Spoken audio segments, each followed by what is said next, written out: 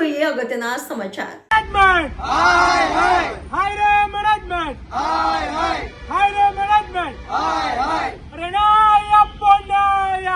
विद्यार्थियों ने न्याय आपकी तानाशाही नहीं चलेगी। अरे नहीं चलेगी, नहीं चलेगी, तानाशाही नहीं चलेगी।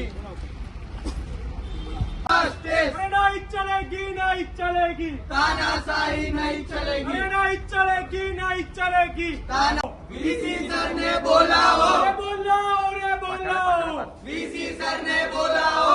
हाय मैनेजमेंट, हाय मैनेजमेंट, हाय। મહારાજા સાજીરાવ ગાયકવાડ યુનિવર્સિટીમાં ગઈકાલે રાત્રે ગર્લ્સ હોસ્ટેલમાં વિદ્યાર્થીનીઓને ફૂડ પોઈઝનિંગ થયું હોવાની બાબતે એજીએસયુ દ્વારા હેડ ઓફિસ ખાતે વાઇસ ચાન્સલર આવેદનપત્ર આપી રજૂઆત કરવામાં આવી। ગઈકાલે રાત્રે ગર્લ્સ હોસ્ટેલમાં વિદ્યાર્થીનીઓને જમ્યા બાદ તેઓને ફૂડ પોઈઝનિંગ થયું હતું, જેના પગલે એજીએસયુ દ્વારા વાઇસ ચાન્સલર ધનેશ પટેલને આવેદનપત્ર આપી રજૂઆત કરવામાં આવી હતી, જેમાં ખાસ કરીને ગત રાત્રે ગર્લ્સ હોસ્ટેલની ઘટના સંદર્ભમાં એજીએસયુ દ્વારા સૂત્રોચ્ચાર સાથે ઉગ્ર આંદોલન કરવામાં આવ્યું હતું, જે ગર્લ્સ હોસ્ટેલ જે વ્યક્તિઓને કોન્ટ્રાક્ટ આપ્યો છે તેનું લાયસન્સ રદ કરવામાં આવે તેવી માંગ કરવામાં આવી હતી।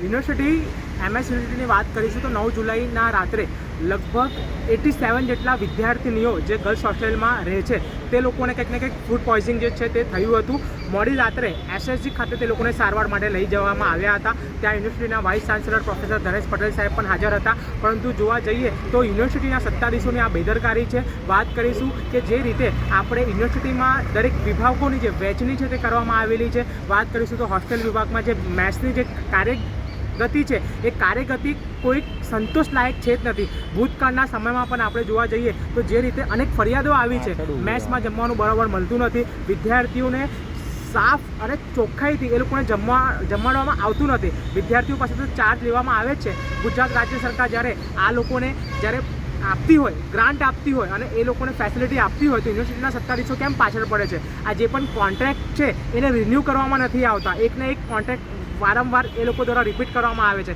તેની બેદરકારીના કારણે આ જે કોન્ટ્રાક્ટરો છે પોતાની મનમાની કરે છે અને વિદ્યાર્થીઓને મન ફાવતું જે જમવાનું છે તે લોકો આપે છે।